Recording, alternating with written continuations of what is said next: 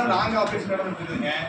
இன்னொன்று வந்து சண்முகவேல் சாமி வந்து பர்மிட் மிஸ் பண்ணி வச்சுருக்காரு. இஷ்யூ பண்ணக்கூடாதுன்னு சொல்லி போன வாரம் கலெக்டர் போய் பார்த்து டிடி பார்த்து சொல்லிட்டு வந்துருக்குது.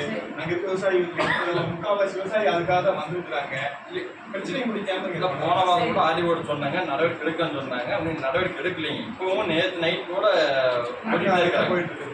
எஸ்எஃப் நம்பர் பர்மிட்டை வச்சுட்டு அவங்க பண்ணிட்டு இருக்காங்க. அது தப்பா போயிருக்காரு. மே 2 முடியுதுங்க. மே 5ஆம் தேதி கொடுத்தோம், மனு கொடுத்தோம்.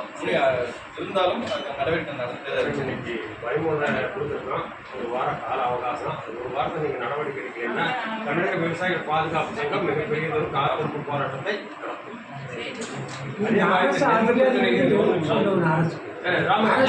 நெல் பிரச்சனைகள் மேடம் வந்து 4-5 டிபார்ட்மெண்ட், ஒவ்வொரு டிபார்ட்மெண்ட் ஒவ்வொருத்தருன்னா எங்களுக்கு எந்த பிரயோஜனமும் இல்லை. நீங்கள் எல்லாம் ஒரு ஆர்கனைஸ் பண்ணி ஒரு குழுவை போடணும். அப்போதான் வந்து எங்களுக்கு நிவாரணம் கிடைக்கும். ஒவ்வொருத்தரும் ஒவ்வொரு சொன்னா எங்களால் அலைய முடியாது. நாட்டுங்க மென்ஷன் பண்ணி ஒரு குழுவா நீங்கள் அனுப்பிட்டீங்கன்னா தான் அங்கே என்ன நடக்குதுங்கிறது தெரியும். நாங்கள் ஒவ்வொரு டிபார்ட்மெண்ட்டும் எங்களால் அழைச்சிட்டு போக முடியாது.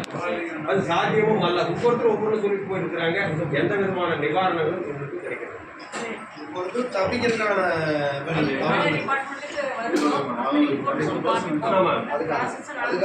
ஜாயிண்ட் ஆக்ஷன் கமிட்டி மாதிரி ஒரு கமிட்டி போட்டு வந்து பார்க்க சொல்லுங்க. உங்களுக்கு அதுக்கான துறைதான் துறைக்கான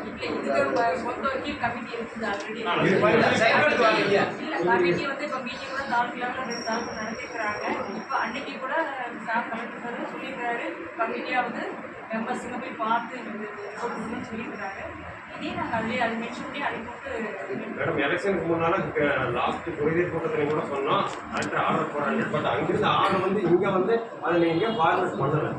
நீங்கள் ஃபார்வர்ட் பண்ணினீங்க அப்படின்னா தமிழக விவசாய பாதுகாப்பு பெரிய காத்திருப்பு போராட்டத்தை நடக்கும்.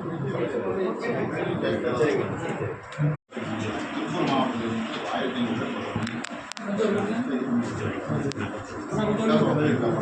நெல்லுக்கும் பண்ணியிருக்கிறாங்க. எல்லாத்தையும் வந்து அரசாங்கம் அறிவிச்சு எல்லாத்தையும் பண்ணியிருக்கிறாங்க. இந்த காப்பீடு பண்ண நிறுவனம் வந்து காப்பீடு விவசாயிக்கு யாரும் தரவே இல்லைங்க.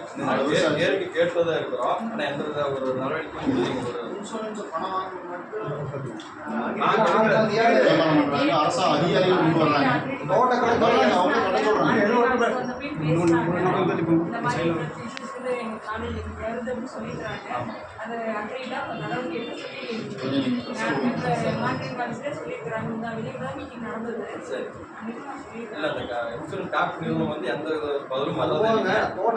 வேளாண்துறை வந்து பார்த்தீங்கன்னா முகாம் போட்டு காப்பீடு வந்து வசூல் பண்றாங்க.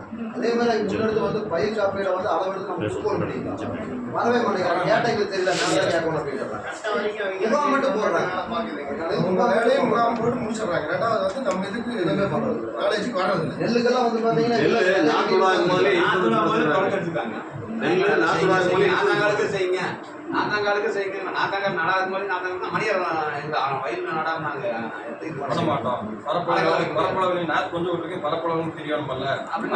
நடமாட்டோம்னு அவங்க மணிகாரர் ஒரு பக்கம், தோட்டத்துறை ஒரு பக்கம், காப்பீடு நிறுவனம் ஒரு பக்கம். ஆனால் ஆக மொத்தம் விவசாயிகள் வந்து பழி வாங்குறாங்க. தண்ணி இல்லைங்க, எல்லாத்துக்குமே தெரியும். விலைக்கு வாங்கிடுறோம்.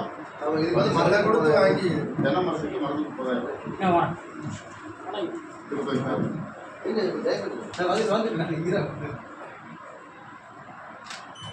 கை கொஞ்சம்